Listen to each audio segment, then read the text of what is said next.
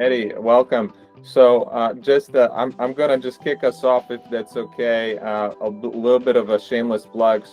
Thank you all for joining. And so it sounds like we got about 10 people online and probably more in person. So great showing tonight. So hopefully everyone gets value. If you're interested in the topic, I would encourage you to join the community. We're really lucky to have Eddie as a part of our Rebak community. He's probably one of the outmost experts on the topic. And so looking forward to learning from you, Eddie, and thank you. I know you're busy and leaving on a trip soon, so we're all privileged to have you join us here tonight. With that, I'll hand it over to you, Eddie.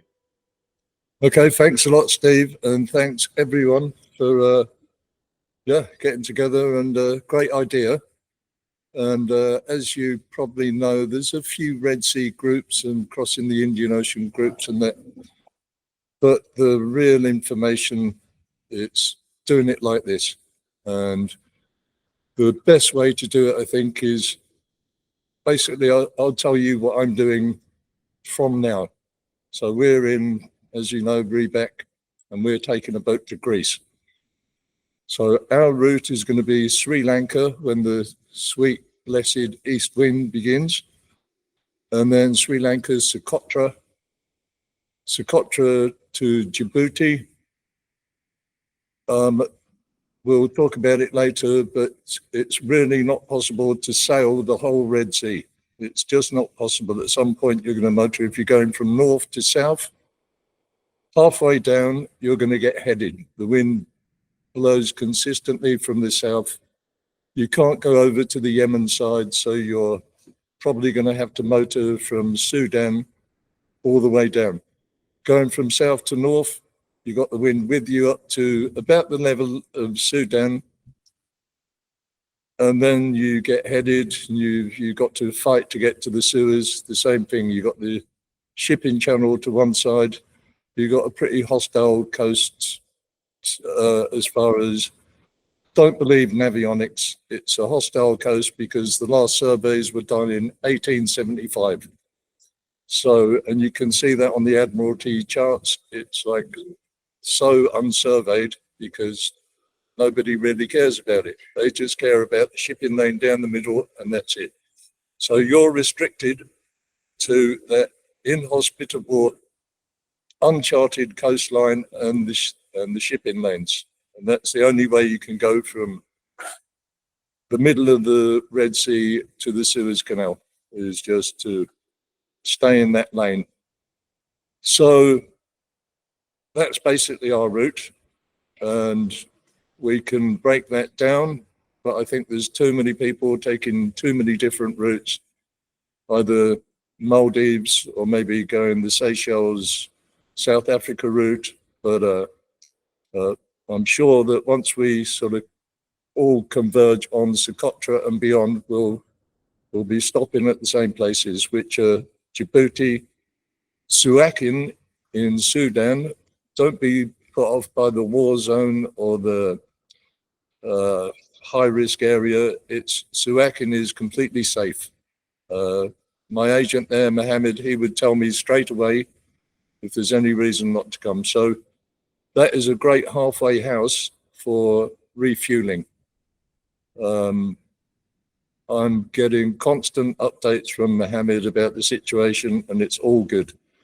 You can go into Suakin, you can get your fuel, and you can leave the next day without actually checking into the country, which you can do in Socotra, you can do in Djibouti, but it's easier in Djibouti to do the formal check-in, go to the customs, the immigration, clear yourself in, and then you've got days to do your shopping for the rest of the trip. I've done the Red Sea many different ways. All I can say is budget is an important part, because many people stop in Jeddah on the way up, which is super expensive, as is Oman. If you pull into Salalah, it's a very expensive place. If you're restricted or on a budget, then this is the way I usually do it. I'm always on a budget and trying to get there as fast and as economically as possible. So I tend not to go to Saudi, which you can do. Egypt is a very expensive place to check into and go through the whole rigmarole. So that's out of bounds for me, but a fantastic place. And we'll go more into depth about places there if we got the time. So that is just a sort of outline of what I'm doing. And if you want to get more specific or concentrate on one area or ask questions, fire away.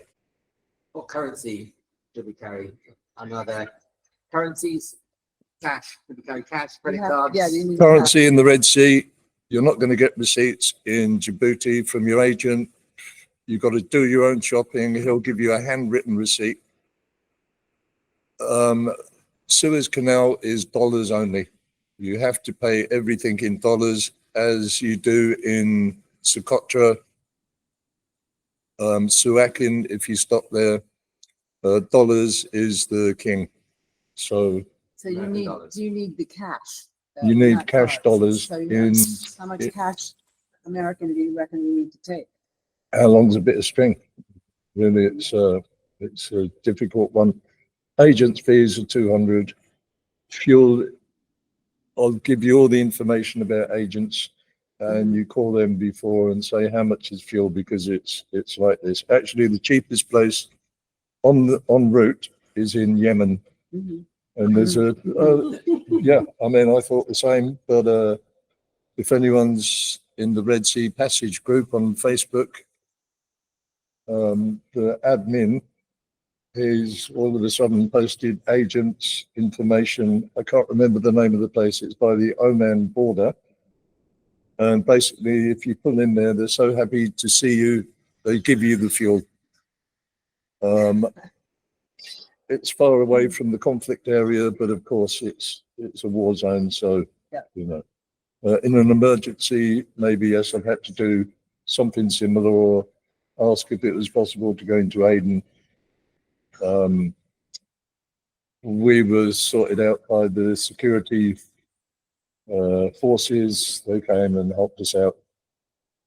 So dollars is king for sure. There's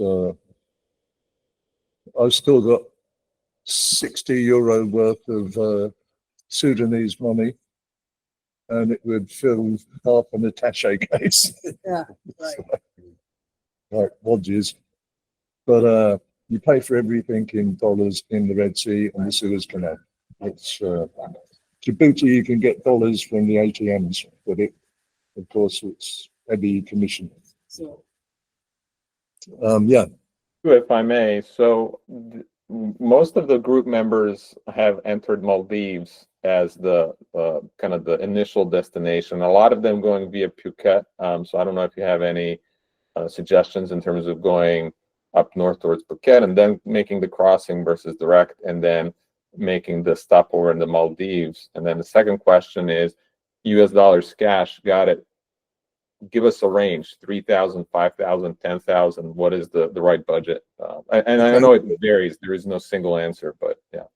I understand, Steve. I'll be taking say $1,000 per stop for fuel, agents, entry formalities, etc. You could do an average of about $1,000, depending on how many crew you have, if you want to stop. Which, that's another thing for those of you who do go to Socotra. It's $250 a person to actually spend time there, or get a visa so you can explore it. And it is the best money you will ever spend. It is such an amazing place. And there's only one agent. His name is Ghanem Al-Sokotri. Ghanem from Socotra. And he's an absolute diamond geezer. He's fantastic. And he will look after you like royalty. I cannot recommend a stop in Socotra enough. Of all my sojourns and journeys, Socotra is always the high point, and it shouldn't be rush past or tarred with the same brush as Yemen, because they're not actually involved in Yemen politics. They're an island and proud to be Socotra, not Yemeni. So that is a must-see place for anyone that's close. The Maldives, again, Steve and everyone, it's down to budget. I can't stop that. I would love to. It's fantastic, as you imagine. It's quite expensive, and the Seychelles is double that. Seychelles is beyond most people's. It's a very expensive place. So Maldives, that's unmissable as well, but it's very expensive just for those that are on a budget.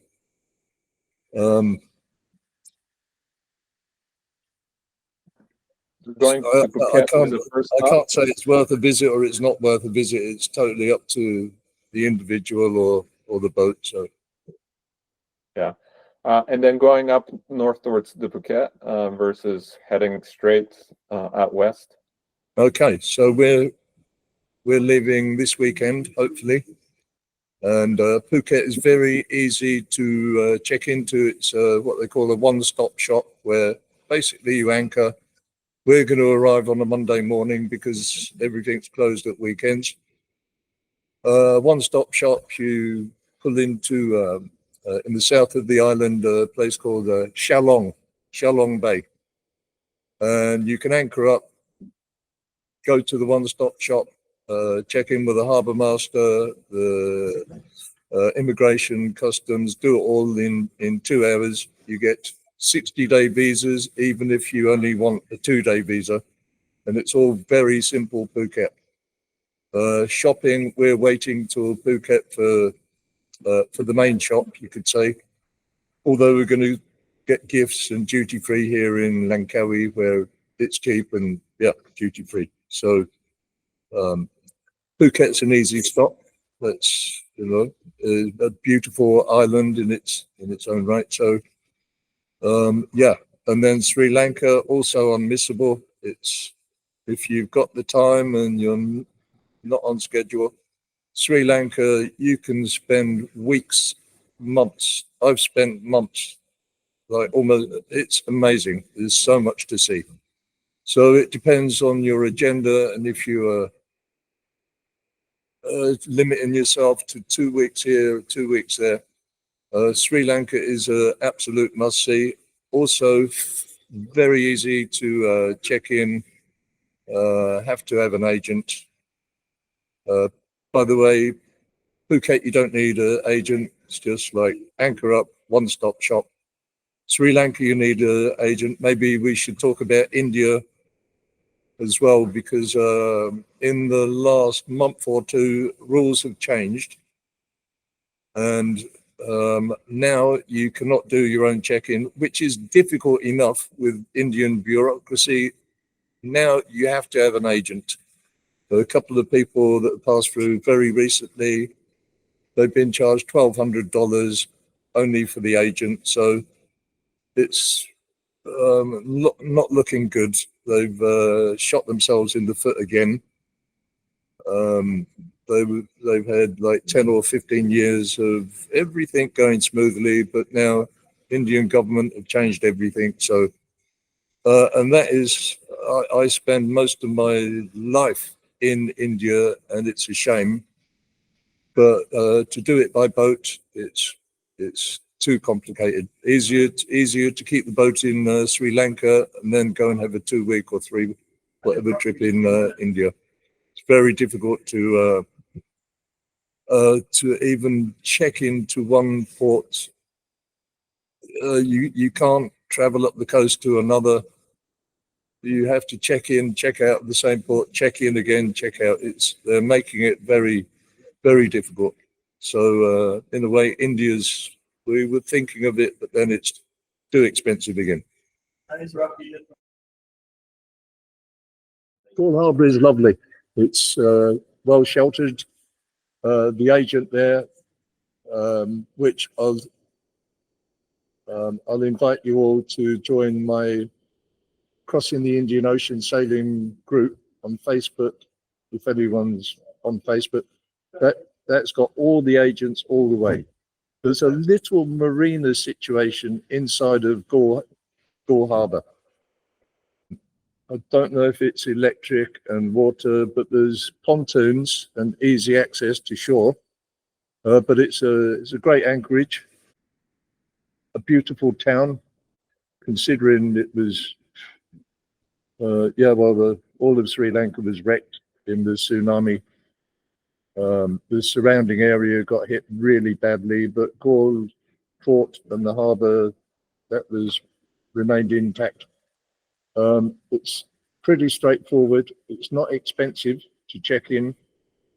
You get a visa on arrival, although I tend to get visas online for my crew and myself before arriving anywhere, if you can do it, because it just means more time or expense. So, but Gaul highly recommended. There's on the other side you have a Trincomalee north on the east side. You can check in there as well. Gaul is fantastic, and if you like a bit of surfing, then you're in the area. It's within 10-15 miles. There's some fantastic surfing beaches, and if you got the time to explore the country, highly recommended. One of the most amazing places in Asia, without a doubt. Sri Lanka, another one of my must-see places in the Indian Ocean or on that route. It's a place you can keep your boat safely. We were just saying in the southwest monsoon, it's exposed. That's just coming to an end now. So somebody was saying boats were damaged. I can believe that if it was anchored and dragging anchors in the monsoon time. So yeah, there is a little bit of a marina. You can go alongside, but I don't think there's electricity and water. But anyway, that's probably coming. Right. About a third of us are planning to go down the southern route towards South Africa. And I don't know if you can briefly cover that route and tell us, if you were headed in that direction, which islands would be kind of must have stops and, maybe stay away from. Yeah, I mean, once you get out of the high risk area, which covers a lot of the North Indian Ocean, but that's more historical, based on historical data. The bad lads, the pirates, they went as far as the Seychelles, and as far as the Lakshadweep Islands in India. They covered a lot of ground, but that was 2010. A couple of decades ago. That's all sort of, it's now restricted, and something that a lot of you would probably be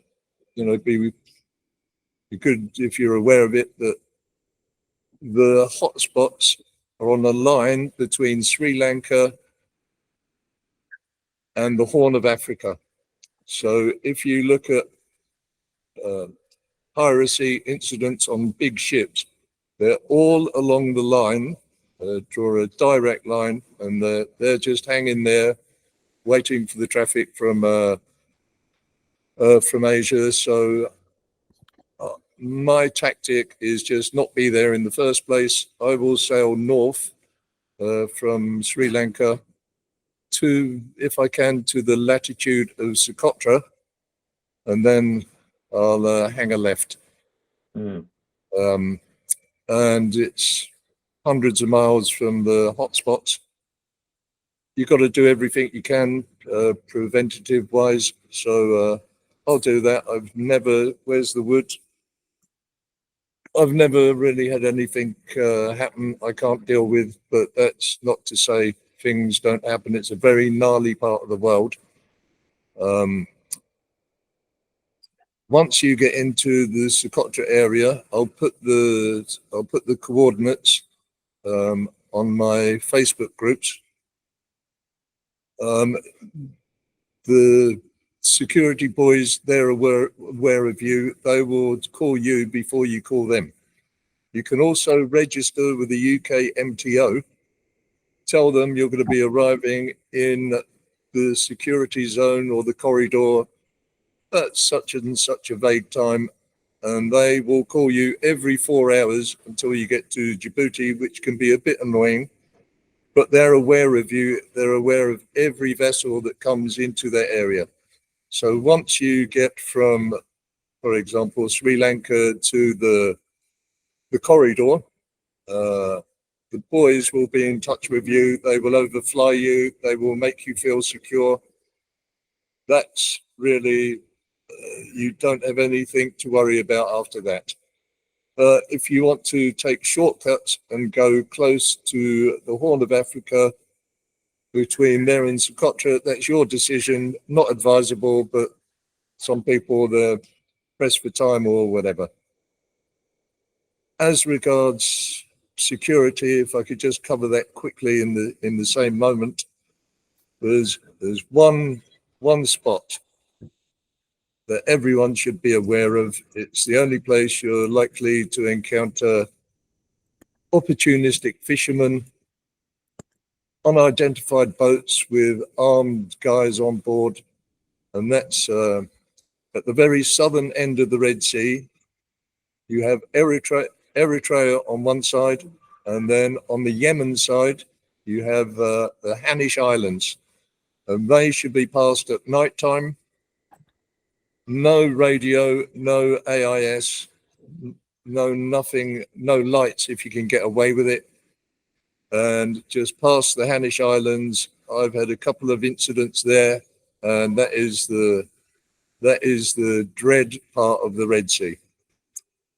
So basically, it's the area between this archipelago and the Hanish Islands. So basically, what I do, yes, exactly. I leave Djibouti. I sail as close as possible to Assab, if you can see it, and just keep as exactly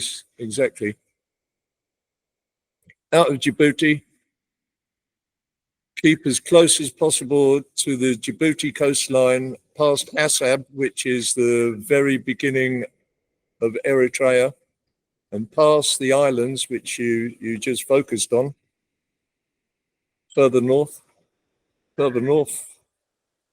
Where's that?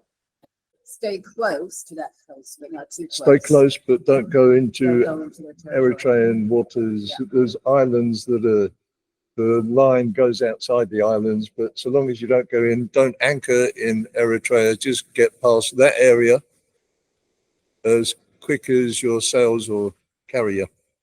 So that's the Hanish Islands there, exactly.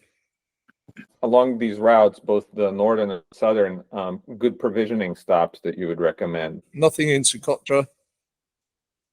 Djibouti, there are French supermarkets, casino supermarkets, if anyone's familiar.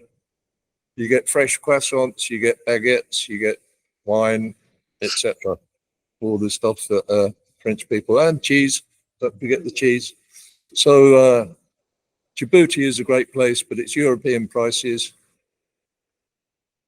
Sudan, it's fuel and water if you need. The next stop, I mean, for anyone stopping in Egypt, you're back in supermarket land.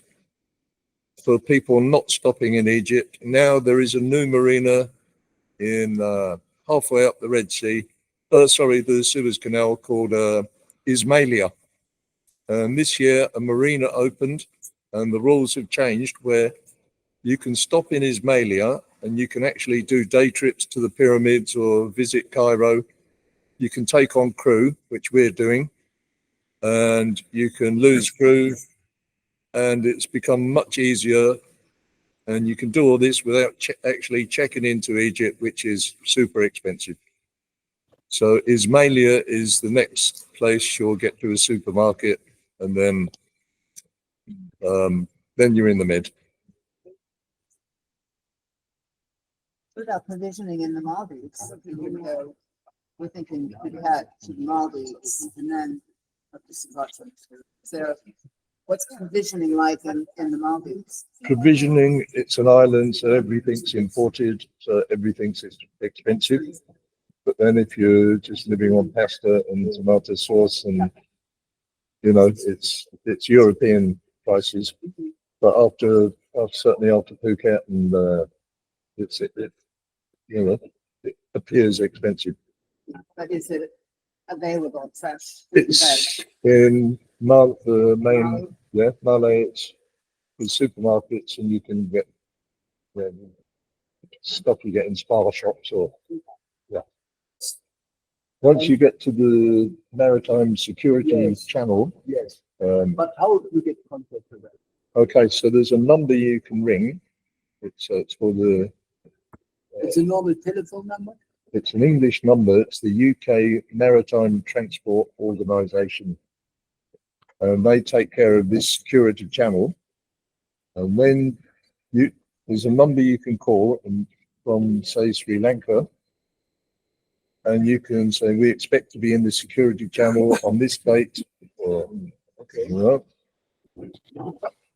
if you have a Iridium or a satellite phone, then you call them when you're coming close. They'll probably send a plane or a spot plane out to, but they'll be aware of you anyway. I don't usually register because they call you like every 4 hours to make sure you're okay. They're aware of you all the time, and it's okay to have AIS going in that part. So if you want, okay, maybe not every 4 hours, but you know, they're constantly checking on you. Also contacted by Starlink or something like this. Absolutely, yeah. And once you get into the corridor, you can call them on channel 16. You'll hear them anyway because they broadcast pretty much every hour. So if you hear of any or see anything, blah blah blah, then call us channel 16, just to make everyone know we're here. Things have changed a little bit since the sad situation in Gaza, Israel, the Houthi rebels. That's changed things. But as cruisers, if we keep to, the sensible thing to do strategy and just avoid the areas, should be fine. It's a lot of fun. This journey is, apart from all the worries that everyone has, it's actually going past some amazing places. It's a real shame that it's not possible to really stop and sit down, and it's one of these places, it's just totally untouched as far as if you're into diving or hanging out at anchorages. It's spectacular. So yeah, please God, that will change. And well, I mean, it's something to consider, but rather than focus on security and the bad boys, it's like, think about the positive things about this journey. It's incredible. It's really it's quite a trip. I'm going to ask if you can share some best practices around security. I mean, a lot of people are considering buddy boating. I don't know if you have experience with that, like creating a bit of a convoy. Like, is it a good practice? Is it something that there is a right size for? Some people are saying the more the better. Others are saying no, 2 to 3 is the max. What are your thoughts on that? And then any other advice? I've worked with a charter company for a few years, and at one point it was like, can you take a convoy down, because our insurance changes, which if you travel in convoy for some reason, you can get insurance. And he was talking, they had 30 catamarans waiting to go down to Seychelles. And it's, mate, the most you're going to be able to do is 6 at a time. We went down with 6, which all started, 3 started from La Rochelle, from the yard. A couple were in the Med already. We all kind of congregated in Malta on the way to the Seychelles. And by the time we got there, I was traveling with 2 other boats. One arrived ahead of us a week ahead. He was in a hurry. two arrived behind us. It's just not possible logistically to travel with six boats. It's a very difficult thing. You're only going to, like a land convoy, you will only go as fast as the slowest boat. Every boat's going to have a problem here, a problem there.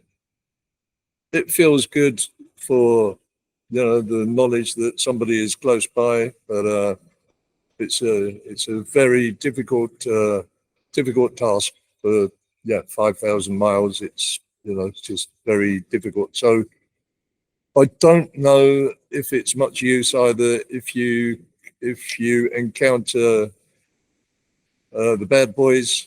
It's not really going to help if you're in a convoy. For me, it's like a string of lobster pots that a seal has found, and it's just ready-made meals there in a line. And I don't think it's a good idea.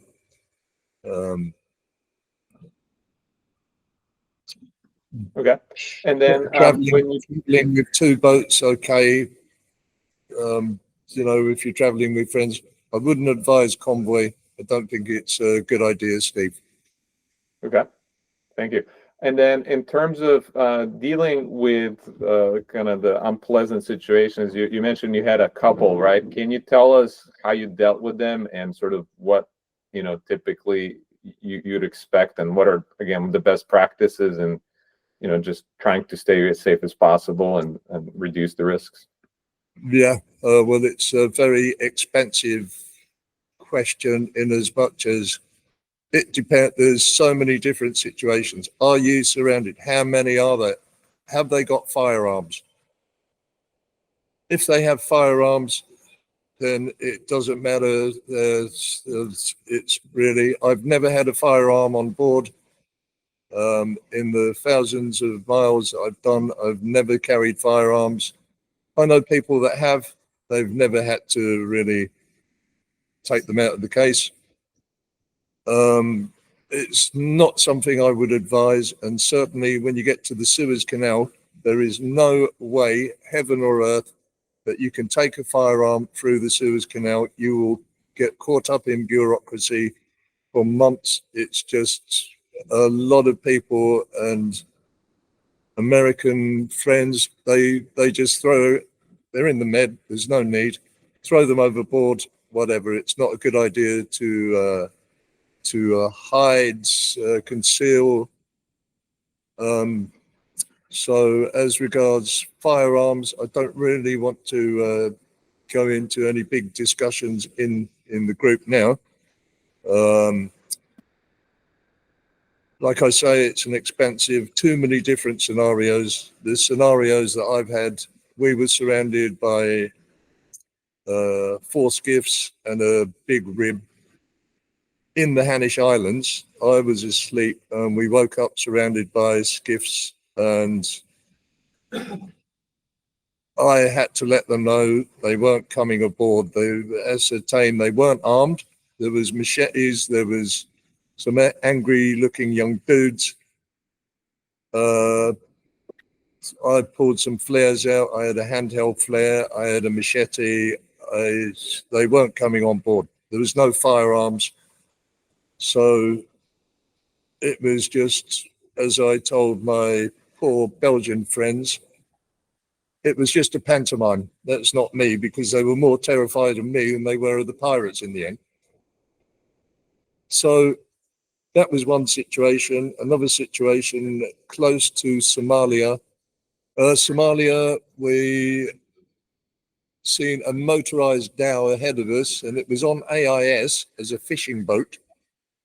We passed well astern, and within 20 minutes, whether they had a proximity alarm on their AIS, they turned on an interception course. We were sailing at 7-8 knots. They were motoring at 6, but they were following us, and they weren't coming to say hello. Any boat that does that has got bad intentions. They ain't coming to sell you dates. That boat had bad intentions. 200 miles from Somalia, same from Socotra. So I called Maritime Security, which were completely out of range. And I took a page from Captain Phillips and pretended to be an Italian warship. And I was talking to myself for 10 minutes. And when I went to the flybridge, there was no sight, they were gone. They turned tail and ran. So there's many different situations. I've had more bad experiences with the Eritrean Navy and Coast Guard. They're a force to be reckoned with. Avoid them if you can. No anchoring. Don't even get close to their territorial waters. It's pretty much a no-go area. It's completely off the wild horses wouldn't drag me there. So that's the gnarliest place in the Red Sea. Just in terms of you're talking about those Hanish Islands before. How much of a berth do you give those guys? I would stay. You should be as far away as possible, Steve, and that means coming close to Eritrea. So you are literally caught between the devil and the deep blue sea. You can't go too close to Eritrea. You got to, especially now in this present climate, it's just completely, the islands are lawless. There's anything can happen. So the best thing is just to go through at nighttime. By morning you'll be 50 miles away. That's the only way to pass them and avoid Eritrea. Eritreans, there's coast guards, and they heavily defend their territorial waters. They don't have uniforms. They don't have flags. They have AK-47s, and they're all chewing cat, and they all look crazy. But just to let you know, they're probably coast guards. So if you do encounter them, do what they tell you. You'll be right. But yeah, Hanish Islands, best to go through at nighttime, as close to the Eritrean coast within territorial limits, and just keep that way till you get some sea room. And that's the way to do it. And I believe territorial waters are 12 nautical miles, if I'm not mistaken, correct? Yeah, and there's islands on the Eritrean coastline, which is a few hundred. It's a good old stretch. They're not exact. I mean, they're not exactly in the 12-mile limit, but they do belong to Eritrea. So it's a very tiring sail sometimes going south into the 30, 40 knots usually, most of the time. And a lot of people are tempted to pull into an island, and it's just not worth it. It's a place where we were arrested there. We were kept for 11 days for espionage. A few months before, a Russian guy had been kept there for 3 months. He had to pay $30,000. He was given permission to come into Massawa. And as soon as he arrived in Massawa, they arrested him. They impounded the boat. It's just not worth having a good night's sleep at an anchorage if there's a risk of that happening. So keep clear of Eritrea. I'm sorry to write off a whole country, but they're not very friendly with cruising folk. Any other places in Egypt where you would stop by, other than obviously, close to Suez? Okay, so the first place that if you're going to check into Egypt, first stop really is Port Galib. Port Galib, you might see that on the chart there, Steve. Next stop is Hurghada, and they're both quite touristy places. The agents there are great. There's an agency called Felix Maritime, and all his boys operate in Port Galib and Hurghada. Exactly. Great. And then heading down south, are there any stops that you would recommend for those headed towards Cape Town from Socotra? Well, I would have to say Zanzibar, Okay. and it's sort of opening up a little bit now to there's no facilities for yachts, but they're becoming a little bit more used to yachties. Also, I don't know, there's a couple of islands in off of the Kenyan in the Mozambique Channel that cruisers say are fantastic. There you go, them ones there. Yes, exactly. And how about Madagascar itself? Madagascar, I've got a friend who's been living there for 20 years. There's no roads, there's no marinas. The people sound amazing, and the country itself, I mean, like Socotra, it's got its own flora and fauna, and just amazing that it's on the list. And South Africa can be a gnarly place as well. I've spent time in South Africa, and I've never seen seas quite like it. It's quite an incredible part of the world for big waves and big seas. I've never seen anywhere quite like it's got big seas there because of the Benguela and the Agulhas current meeting. And good luck to all the boys and girls doing that one. Really, once the northeast winds starts blowing in the Indian Ocean, it doesn't stop till April. So it's great for the Arabs have been doing it for thousands of years for that journey from Sri Lanka to the Red Sea. That's the time. I mean, it's the same in the southwest, but of course it's the weather's a different kind of weather. It's stormy. The northeast, it's a monsoon as well. It's monsoon means wind, so the northeast monsoon is 15 to 20, maybe a little bit more day and night once you're away from the Indian subcontinent. Once you get into the Indian Ocean proper, it's a consistent wind that will take you all the way to Djibouti. Then you have the south winds blowing through the Gate of Tears, Bab el Mandeb at the beginning of the Red Sea, and that will take you up to Suakin. So basically leaving Sri Lanka or the Maldives, you will be sailing all the way to Sudan, halfway up the Red Sea. Then you have to think about having enough fuel to get to halfway up the Suez Canal. That'll be the next time you can fill up, unless you're going to Port Galib or Hurghada and paying a lot of money to check into Egypt, which again, it's an amazing country.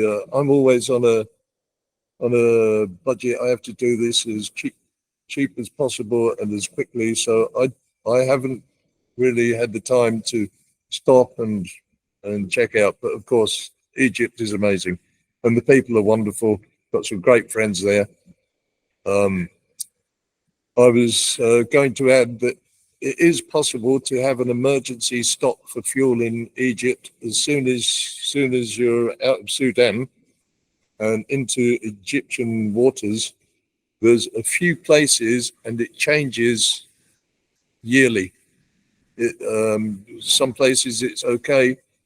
1 year, the following year, it's a no-go area. So the best thing to do is contact the agent in the Suez Canal. Maybe you've heard of him, Steve, or maybe a few people have heard of, they call him the Prince of the Red Sea, Captain Ehab. And that will be in my files as well for anyone that wants to check all the agents or needs agent information. If there's anything you need to know about the coast of Egypt, like would it be okay to have an emergency fuel stop here? He will say no, but there is one here. He's got all the current information. So I could not. I could mention a couple of places, but maybe they're out of date now. So Captain Ehab is the man that will have all the information for emergency fuel stops, and that will. It's something everyone will have to think about doing that route, because there won't be a lot of sailing in the northern Red Sea and Gulf of Suez. Talk us about the procedure of going through the Suez Canal. How does that work? for a Okay, private yacht? so Suez Canal, it's a two-stage journey, and Captain Ehab takes care of everything. You can stop in Port Suez, you can get some fresh shopping. You can't get fuel, but Ehab will personally go and get you a bag of potatoes, or if you take on Captain Ehab as the agent, he will meet you in Port Suez at the Suez Yacht Club, which is just at the beginning of the canal. He will talk you through what has to be done. He will book your place in Ismailia, and he will book the pilots. You need two pilots. It's a different pilot for the first part than you will get for the second part of the Suez Canal. Ismailia sounds like it could be worth a stop for 1 or 2 days now that there's a marina, and for us it will be the first marina we will have seen since Phuket, or since Langkawi. We won't be seeing marinas. So it's a two-part gig, and with a stop in Ismailia. Ehab takes care of everything. There's no actual check-in. You're still in basically non-territorial waters, so there's no stamping in your passport. Even if you come to Ismailia, obviously, if you want to go outside the port area or spend time in Egypt, you have to do the check-in, and you get a stamp in your passport, etc. Now you can get fuel, as I mentioned, in Ismailia, which is only possible from this year. Before, you were limited to 40 litres a day, but now that problem has been solved. And you pay the agent and he pays the pilots. Yes, you pay Ehab the whole fee. Again, his fee is $200 or whatever. Plus certain fees for the boats. Catamarans pay more because of their volume. You got to call him in advance, and he will give dimensions of your boat, crew list, and he will take care of everything all the way up to Port Said. And usually you don't have to stop in Port Said. A pilot boat will come alongside. Pilot will jump off your boat, and away you go. Welcome to the Med. I noticed there's a number of smaller islands off to the southwest of Socotra. Are those ones to avoid, or are those worth a visit, or are they? Is there any reason you wouldn't go to those islands? They're uninhabited. There's nowhere to anchor. I mean, Right. we've sailed past them a few times. It's the same sort of geology and wild-looking scenery as Socotra, but there's nowhere to actually Right. to drop an anchor, or there's no ports. They're uninhabited. In fact, there's only one place on the main island of Socotra. There's 4 islands, but the main island is the only one that's got folks on it. And the anchorage is on the north side. If you haven't got this info, the nearest town is called Hadibou, Hadibou, Hadibou. And as always, get in contact with the agent there before you arrive, either at your last port of call or with a satellite phone. He'll be there to meet you with a box of ice and some cold drinks. He's wonderful. Question I have myself is the possibility of violence but are there any figures about sexual violence for travellers on yachts. It's one thing to be robbed, it's another thing to have. Sure, Are I've there any never, statistics? Yeah, thank you. in my experience, I've never heard. I know it's a consideration whether to bring women on board. I'm old-fashioned as well, so you know it is a question that comes up. But I think I can say that I've done enough miles in the Red Sea. Like this will be the 9th time up and down, and I've had time there and it's certainly in the places I've visited, absolutely no chance. Full respect, and forget the Islam that you see and hear in propaganda. It's not like that in any way. There's massive respect for visitors, total respect for women. If you're talking about encounters with the bad lads, I can't really say. But if you follow the correct route, you're not going to see the bad lads. Like I say, probably the gnarliest bit is the Hanish Islands and Eritrea. Somalia I don't go close enough to even think about it. I'm in the security channel. Before you know it, that's the high risk area done. It's don't be too trepid about that area. It's really they're more concerned about big ships. That's where the booty is, and that's where the prize is. They're not really bothered about small fry. SSV nets anymore for that area, the single sideband radios. I know when you were crossing the Pacific, for example, there was the SOPAC net where yachts would call in, give their positions morning and the evening. Sure. Is there any, SSV might be obsolete now with Starlink, but We've those got of us that still have SSP, and one of my crew is going to get to know it, and you know it's great. I mean, it's old school, but it's brilliant. But I think most people have Iridium or don't really have, would not be one. it wouldn't be. I don't think it's quite sort of complex to set up, and but people use it. I think. And yeah, for Pacific, long distances between. Perfect, absolutely perfect. But yeah, Starlink is taking It's the way over. to go now. You have mentioned insurance. I don't know if you have any advice in terms of like what's required, where to obtain it, which companies to deal with. I know insurance is really hard to find. Do we need comprehensive? Is liability okay? I understand, Steve. Well, as far as I know, a sort of overall, an overview of it, first of all, you have to make clear to your insurance company that maybe you've been insured with for years, but they will not insure you for the Red Sea or the Gulf of Aden. So you have to make it clear you only require, you don't require piracy or war zone.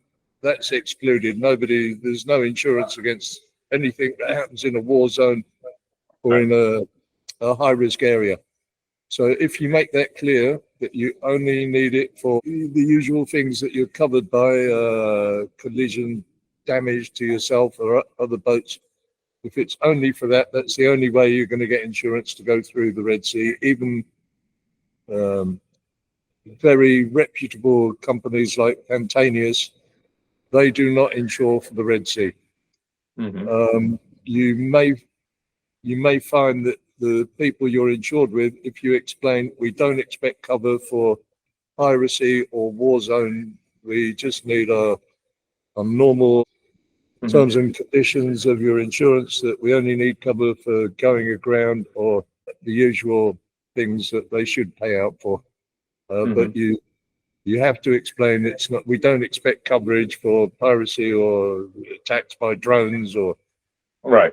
Acts of war and whatever. Yeah. Exactly. Yeah. That's the only way. It's too, again, expensive a question to say it's like this, because every insurance company will react differently. So just get in contact, and at the end of the day, if you follow the route that I've been suggesting, it's all over in 10 days or a couple of weeks at most. So if you can live with that, and I know it's a headache, Steve. It's something that a lot of people inquire about, but Yeah. that's the way it is. Got it. Okay, well, I want to open it up back to the group. Any questions from anyone else? I have a question about the Red Sea. What are the navigational hazards that you encounter? If you're using Navionics, which I use, you have to do not trust Navionics if you're going to start wandering into the reefs or getting involved with channels. It's like so inaccurate. It will end in tears. So if you have a satellite image overlay, or if you can find GRIB or KAP files, they will give you a clearer picture if you want to get involved with the reefs and the offshore hazards, which, you know, it's interesting, but for me, I'm just rushing through and that's it.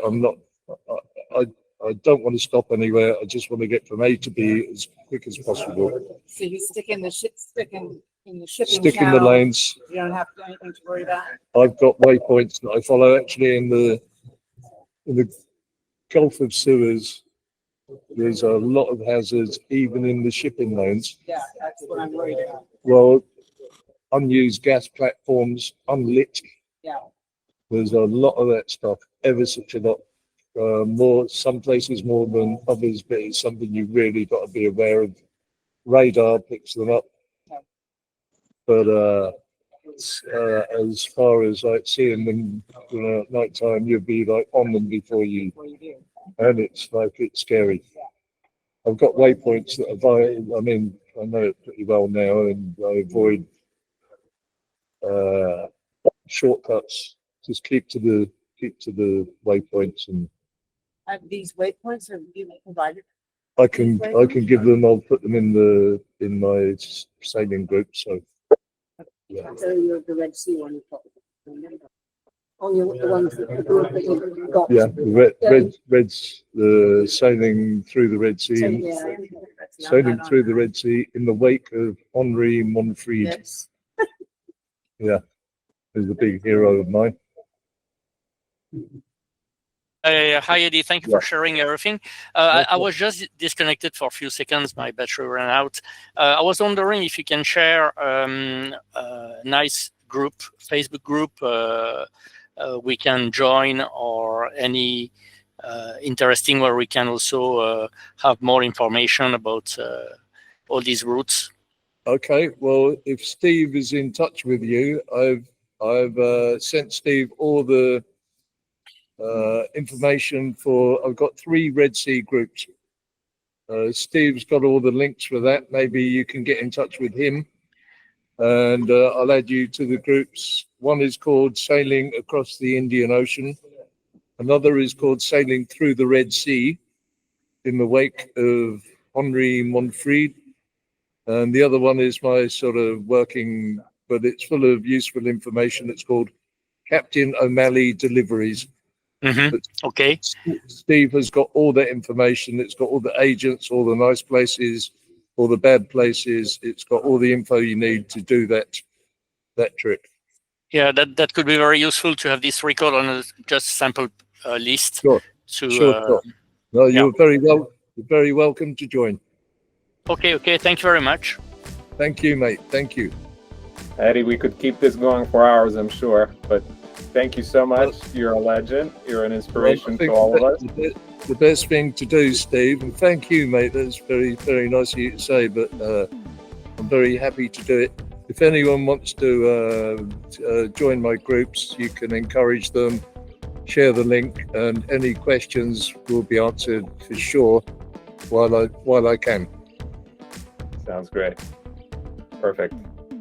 All right. Well, thanks everyone for joining. Thank you, Eddie, for taking the time out of your busy week. Yeah, hopefully everyone has a safe voyage, and we'll continue these series as a part of the group.